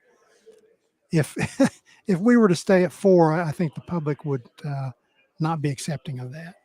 As I said, the 4's been great, but people want more football. It's incredible. Gosh, think about, our product is football. And if we were making widgets and people wanted more widgets, we'd be thrilled. And we should be thrilled that people want more football. Amen. Watson's up in Cookeville, where he grew up. And Watson, I hope I've given you a pretty good amount of time. You go wherever you want to go. Bill, it's good to see you. First thing I want to throw out to let you think back is it's how far we have come. I mean, back in 6 and 7, I can remember being with you in those BCS meetings, and we're just talking about bowl games. I mean, and I'm the AD at UAB, and I'm representing Conference USA with Britain in the group of 5, and I know you remember that. Yeah. It's unbelievable, Bill. And you've been right there in the middle of every bit of this. Just talk a little bit about how far college football has come and how much change we've had since we were together in 06, 05, 06. Yep. I'm glad you remember that. We had some fun at those meetings. We have come a long way from, remember they started the Bowl Coalition and then the Bowl Alliance, and then the BCS came along, and those were all just bowl pairings exercises, just a way to make sure that the bowl games had good matchups. And that was the best the commissioners could do at the time. And how about this, Watson? It's been 30 years since we had the old bowl system where each bowl invited whoever they wanted to. 30 years. It takes a long time to turn this battleship. And but when it turns, it begins to turn. And I always hope it turns in a good direction. Well, and I think it is. Everything has been for the betterment of college football to me, Bill. And you're, as I say, I don't know if there's any one person that's been right in the middle of all of this, as everything has happened. And it's coming to a point now where we do need to expand. And I'm a football coach saying that. I just think we need the better teams playing each other at the end of the year. It happens in basketball. I know it's a lot easier in basketball. The physicality of this game makes it tougher. When you all are together, I know one of the big questions is always, how many games can these kids handle? How do you all as a group talk through that, Bill, in a physicality way, in a mental way, in a education way? How many games can these kids handle? Because to me, that's where it's got to start. Well, that is where it starts almost every conversation. And the fact is that there aren't many more games for most teams. 2 will play more and 4 will play one more game, but it's not like it's a wholesale amount of new games for everybody. And you'll be interested in this. One of the things that our group is doing is, look at the extra games, but also let's look at the 365-day calendar for college football. Let's look at spring practice dates. Let's look at reporting dates in July. Let's look at how everything fits in with academics. And I think it's smart to take a step back and say, okay, there would be another game or 2 more in the playoff, but what about the whole year? And you've followed this too, I know, Watson, about potential rule changes to eliminate some of the contact, some of the collisions. If you can eliminate 10 plays a game, well, pretty soon you've eliminated a game worth of collisions out of the season. And I think that's healthy. I will say this. Everybody has an opinion about this, and coaches generally have their opinions, and they're not even unanimous on it. ADs are not unanimous, but we are going to have to make, we being the commissioners and the presidents who we work for, are going to have to step back and make some hard decisions about what is good for the game in general. Bill, is there any thought of trying to find a way to shorten the games? What's happened as we need to expand the playoffs, as I truly think we do, the games are getting longer. The style of offenses that I was one of the ones that was into this no huddle, fast pace, it's changed the game. The game is not what it was when I played in the 60s, when I coached even in the 80s. I mean, people were averaging 15 throws a game in the 80s, in the lower 80s sometimes. And now the number of plays, Bill, has gone from 60-something all the way to the probably average in the 80s. And I mean, there's a lot of games in the 90s. Is there any way in the world to cut the number of plays back in these games? Is that part of your job? Are you listening to any of that thought process? Yep, that's absolutely being talked about. And I think we'll see that within the next, I don't know how long, 3 to 5 years. We'll see that. That will happen. What are some of the thoughts with it? Not stopping the ball on incomplete passes. What are even some of the little things, Bill, that you could even bring up that have been at least discussed? Well, that's the big one. Shorten the game. That's the big one. Not stopping the clock on incomplete passes. Changing the out of bounds situation some way. Actually, to focus, those are the two biggest ones that people are talking about. Yeah, and you look at the NFL, Bill, right now. The NFL plays in the 60s, and college football is in the 80s as far as number of plays. The NFL plays a lot more games, but they have also figured out a way to shorten their game, and their halftimes are much shorter than the college halftime. So they've done some things. I'm sure you've looked at the NFL model a little bit too. Oh, we have. They've done a great job with that. And I really, just to repeat, I do think incomplete passes and out of bounds plays will be where you'll see the changes happen.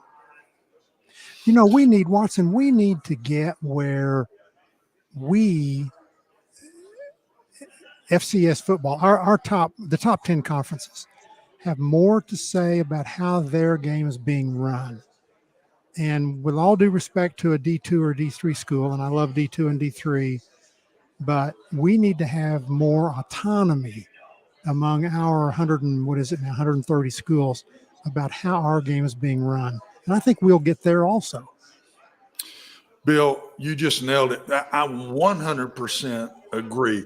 There's a point in time to me that the Division I, the FBS schools should be making their own rules. And it's the Division II guys don't even come close to the issues the Division I guys have.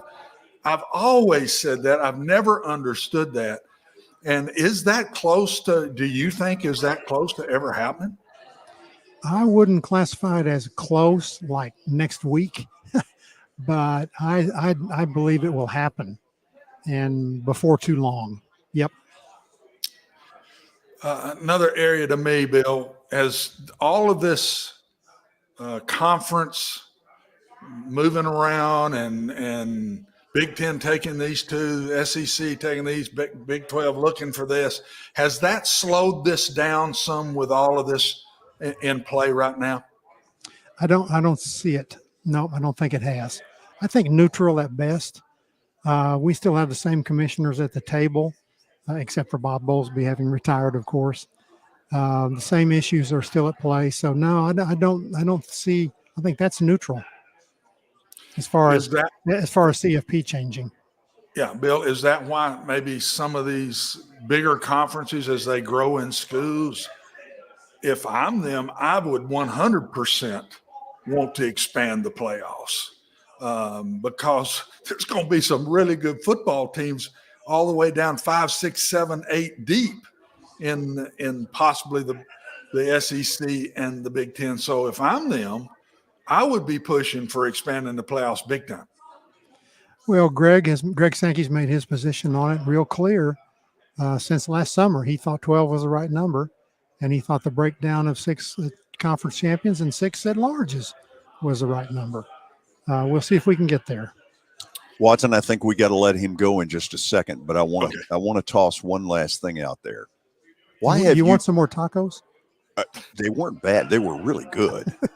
So feel free to bring some more. Why have you not written a book? You've got all these experiences. There's a book waiting to happen. People like Watson and I have been around so many remarkable, funny, smart people. And I think you'll agree, Watson, if we had only written down about half the stories that we've heard and witnessed, we could write books and do pretty well.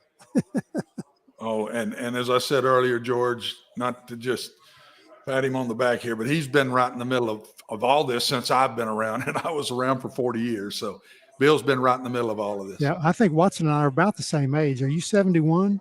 72. 72. Yep. Okay, you got me a little bit.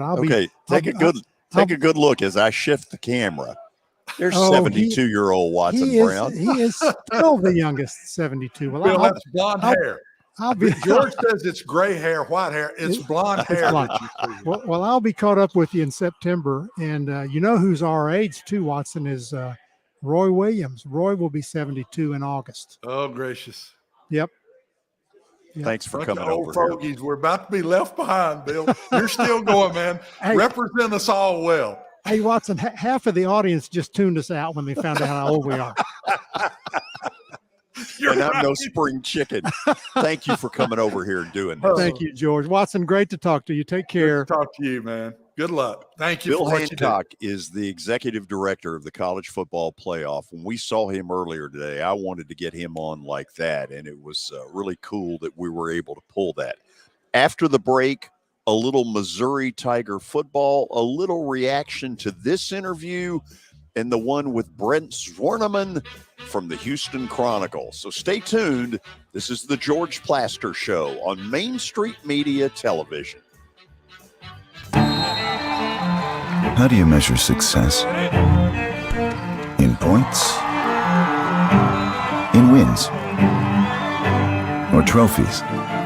At Shelter Insurance, we measure success in the quality of our products and services, in our community support, in being there when you need us most.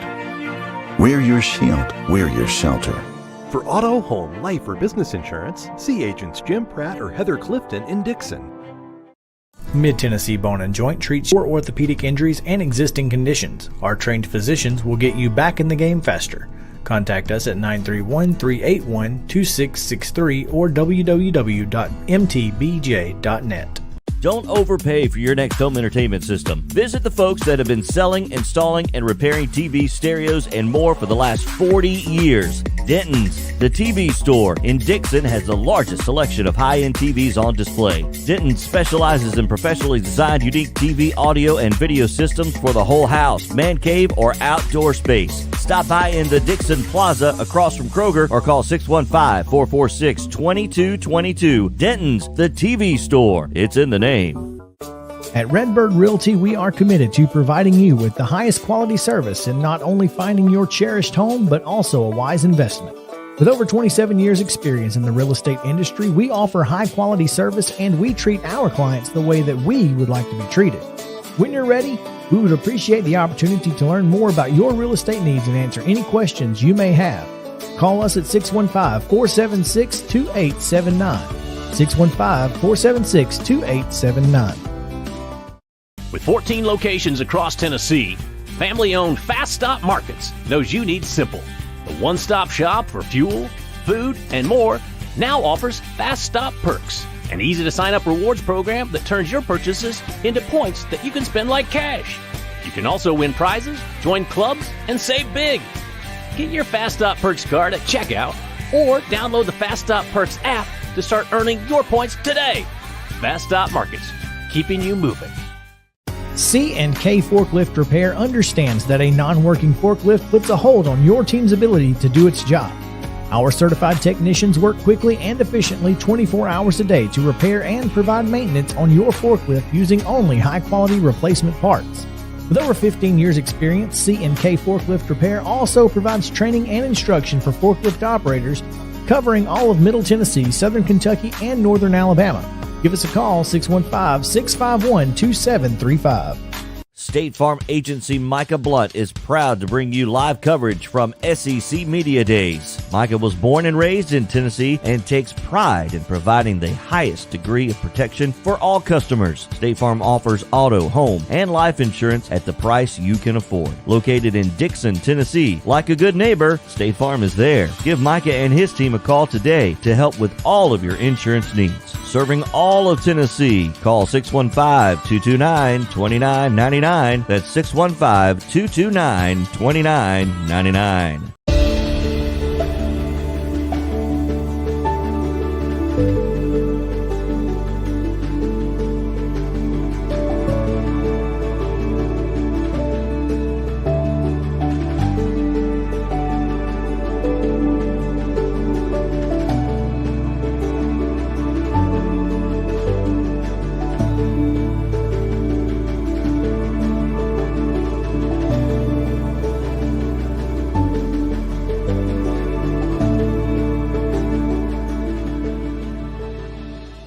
Mid-Tennessee Bone & Joint has been the official sports medicine provider for Maury County Schools for more than 40 years.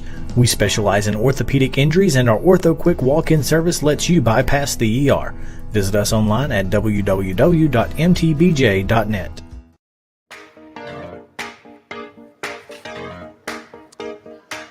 Okay, we are back. We have had a busy 5 o'clock hour already. Let me say hello to my buddy Brian Stewart, who joins us from back in town. I hear we got some rain today. Yes, sir. It's been raining. It's been raining pretty steady all day. It's finally starting to clear up, but I'm sure that being down there in SEC Media Days today, y'all have had no worries about weather. Oh, no. I'm sure it's been a great day for all of you guys down there. Hope you're having a great time. Oh, we've had a blast. Brian, tell me a little bit. You brought several of your agents who work with you on this commercial a couple of days ago. Talk a little bit more. You seem really proud of that group. Yeah, look, this company's been around for 48 years this year, George, and it's matter of fact, one of my agents, Shelly Tucker, her parents are the ones that actually started this company back in 1974. And she still to this day is going strong, working hard. Basically, we have agents that have been here since 1985. We've got agents that just joined last month. One thing that I've kept in mind as far as moving forward with this company is that we want to keep the community in mind, and we want to make sure that all our clients know that they're going to be treated like family. That's one of the main criteria for working here at One Stop. We've got 30 agents, and every one of them have a family, care about their clients as family. And that's why most of the business that comes through our doors is referral based. We don't do a whole lot of advertising, except when it comes to the George Plaster Show. I love it. We got to be on this show. I love it. So yeah, we have a great group of agents here. We all have a common goal. We want to put food on the table for our families, and we want to help other families find their home and help in any real estate need that they have. Tell people how they can reach you. It's 615-822-0750 for the office, 615-440-7011 for my personal cell. And then on the internet, we're at OneStopRealtyTN.com. We're on Facebook and Instagram, and I would love to see people go on there and like and follow our page. Beautiful. Let's do this again tomorrow, Brian. Well, George, tomorrow we have at 9:05 is the, in my opinion, as you can see here, the best team in the country. Alabama is going to be on Media Row there. So I hope you give a shout out for me to Coach Saban tomorrow. Let me tell you something. If I get within 100 yards of him, it'll be a miracle. This place will be packed. Yes, absolutely. Tell Eli and everybody that you can for Alabama. We said hello, okay? Thank you. I'll do it. See you tomorrow. All right. Bye-bye. Okay, it has been an incredible 5 o'clock hour. Wall to wall, great stuff. We're going to talk a little Missouri Tiger here in just a minute. Eli Drinkwitz was the last of the three coaches who took to the podium just about an hour ago. Who's heading up our Missouri talk? So our Missouri talk, George, is headed up by Sumner Funeral and Cremation. They are sharing their family with yours in your time of need. Now with 2 convenient locations in Gallatin and Hendersonville, and online at SumnerFuneral.com. Sumner Funeral and Cremation, traditional, affordable, and dignified. Watson, in about 3 minutes or less, they confused me. They were 6 and 7 a year ago. There were times where I thought Connor Bazelak was an emerging star quarterback, and then there were times where I just looked at him and I couldn't figure him out. Well, I think we're going into the season with the same thought, George. Number one, they gave up 200 yards a game rushing last year for the whole season, not just through the SEC. They have got to fix that. You got no chance in the SEC if you can't, in some way, some form of way, stop the run. And that was their nemesis. They were inconsistent on offense, but they had to score so many points because their defense was just so bad. I can remember games last year, guys, they score a lot of points and just lose. I mean, it's high-scoring games, but in the SEC, it starts up front. I've always said, going to be good in the SEC, it starts with the quarterback, then it goes to the offense, defensive lines, and then maybe a little bit into the receiver cornerbacks. But the OLDL, the way they played last year is especially the defensive line, it's not near good enough to compete in the SEC. Let's roll up their schedule if we can. Give me a thumbs up if we can do that. And you'll see early that they've got a very favorable non-conference. La Tech, they should win.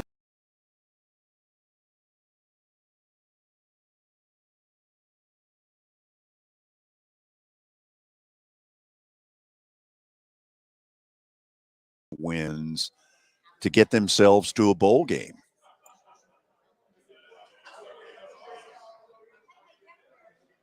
Got to go to Kansas State. I'm not sure how smart that game was. But I don't know. I think the goal would be to get to 6. If they get to 6-6, I think they've had a good year compared to the way they looked last year to me. We jammed a lot into this 5 o'clock hour. What was your biggest take from what Bill Hancock said? There will be playoffs. So we're going to extend the playoffs. And I'm 100% behind that. There's not a better guy that's going to stay on top of it than Bill. He knows so many people, George. He can go straight to this one and find out what's going on, what you really think. He can get to any conference. He's the right guy to expand this. I think it will go to 12. I'm not sure how quick. I think it'll be quicker than 4 years, personally. But do you really? I just got a feeling it will. Okay. I think when Oklahoma and Texas and UCLA and Southern Cal jump into these conferences and they could be down around 5 or 6. They don't want to be left out when they're really good. They want those playoffs expanded with 6 at-larges in that. We've jammed a lot into today, and it'll probably feel that way over the next couple of days. We'll take our final break, and then the Plaster Bet of the Day is coming up on Main Street Media Television.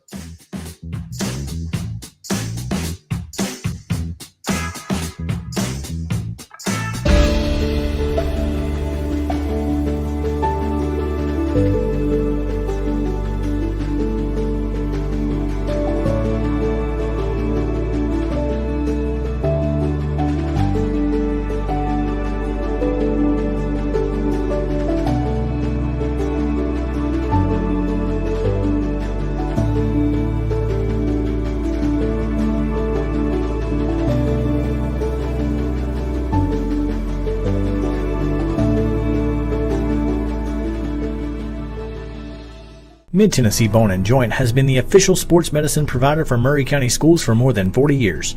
We specialize in orthopedic injuries, and our Ortho Quick walk-in service lets you bypass the ER. Visit us online at www.mtbj.net. How do you measure success? In points? In wins? Or trophies? At Shelter Insurance, we measure success in the quality of our products and services, in our community support, in being there when you need us most. We're your shield. We're your shelter. For auto, home, life, or business insurance, see agents Jim Pratt or Heather Clifton in Dixon. At Porter Brothers LLC, we look forward to discussing your plans, resolving concerns, and making improvements to the comfort, health, and efficiency of your home. With the right system operating at its best, you save money, better enjoy the living environment, and increase the value of your investment. We handle all makes and models for seasonal HVAC maintenance and repairs and offer free estimates on replacements.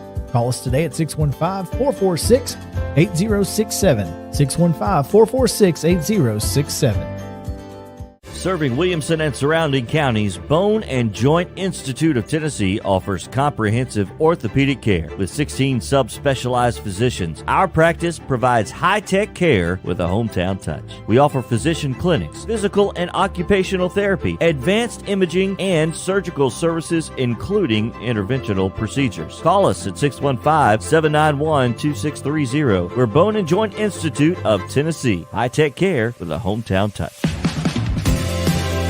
As a two-term county commissioner, we built the County Justice Center and the Burns Middle School, all while maintaining a budget surplus.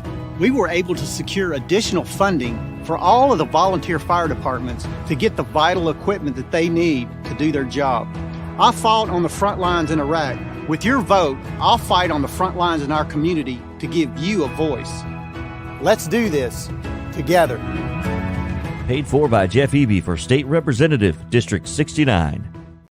Area 51 Tech Solutions is focused on expert service with quality parts at an affordable price. Their passion is custom-built gaming desktop computers, virtual reality setups, and gadgets, but they also specialize in servicing and repairing all major brands of electronics, including computers, tablets, cell phones, HD TVs, and game consoles. Based in Dixon, they service Middle Tennessee from Clarksville to Murfreesboro and Portland to Columbia. Call them today at 615-379-8113 or visit area51techs.com. When you think about buying a new or pre-owned car, you might immediately feel anxious about pushy sales staff and being forced into a decision that might not be the right one for you. Our team at Steve Jones Automotive in Dixon is nothing like that. We want to help you find the perfect car, not just the first car you test drive. When you visit our dealership, you'll also see the pricing up front without having to haggle or ask for a special discount. We want to earn your business for life. Come experience the progressive car buying experience with no pressure at Steve Jones Automotive in Dixon, Tennessee. Just a short drive from Nashville and the surrounding area. Founded in 2005, Pamela Witt, First Lending Solutions, has a reputation of consistently offering the lowest possible rates and, above all, providing outstanding customer service. Pamela Witt, First Lending Solutions, takes pride in treating our clients with honesty and integrity. We provide excellent service and experience you can trust for all your mortgage needs, proudly serving all of Tennessee. Apply today. Call Pamela Witt, First Lending Solutions, 858-518-1506, or online at www.firstlendingonline.com. NMLS number 314276, ID 135932. We are back. Let's close out the show, Billy, in style. George, are we ready for the bet of the day presented by Bart Durham Injury Law as we work to get it up on the screen here? Let's first see your results, George. Whatever. Last week, 2-3. Not awful. You lost your last two of the week. You got hot there Tuesday and Wednesday, but we'll see if you can bounce back and kind of regain your form tonight. So here it is. Your bet of the day. Home run derby tonight. Yeah, listen, Pete Alonso has won this thing 2 years in a row. He opens his first round matchup is against Ronald Acuna from the Atlanta Braves. You would figure I'd be all over Acuna. But Watson, the fact of the matter is Acuna has been struggling in recent weeks, and I think Alonso just seems to be the guy that knows how to hit all these homers without running out of steam. And a lot of the good hitters are exhausted by the time it's over. He seems to have figured this out. I say three-peats. I agree with you. If you got to pick one, how do you not pick him? I mean, he does. Toward the end, he seems to be the strongest guy every year to me. Listen, thank you for running point back in Cookeville, because this has been crazy.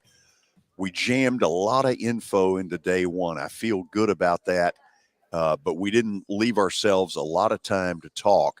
We'll get more into that tomorrow. Sound good? All right, guys. Good to see y'all. Take care, Watson. Hey, I want to thank our slew of guests today. I mean, you get Bill Hancock and Brent Zwerneman and Matt Moscona. Man, we had a full plate indeed. Tomorrow, looking forward to more of this.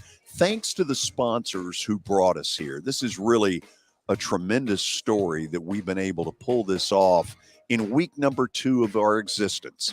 We'll continue our broadcasting tomorrow from the College Football Hall of Fame down here in Atlanta. Hope you'll join us. See you tomorrow as we talk football. Main Street Media, live from SEC Media Days in Atlanta, is presented by Shelter Insurance of Dixon and Jim Pratt and Heather Clifton. Shelter Insurance. We're your shield. We're your shelter. And in part by Bone and Joint Institute of Tennessee. Steve Jones Chrysler Dodge Jeep Ram Fiat, Jeff Eby for State Representative, Red Bird Realty, Porter Brothers HVAC LLC, Area 51 Tech Solutions, Micah Blunt State Farm Agency, Middle Tennessee Bone and Joint, Denton's The TV Store, Fast Stop Markets of Middle Tennessee, C&K Forklift Service and Repair, First Lending Solutions and Pam Witt, and by the Roxy 8 Theater of Dixon.